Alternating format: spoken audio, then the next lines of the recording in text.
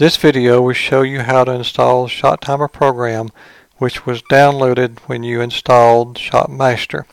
Navigate to your download folder, then scroll down to locate the Shot Timer folder. They're listed alphabetically.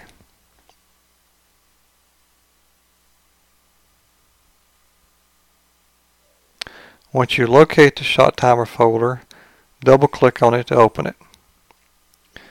Then click on the Shot Timer application to open the application file. Then click on the Install button. Shot Timer will be automatically installed. Now you can close the download folder.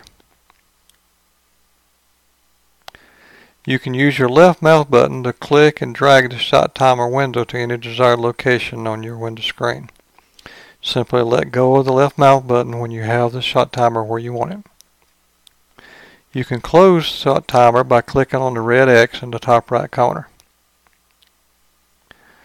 Right-click on the Shot Timer icon and pin it to the taskbar to make it easy to open Shot Timer.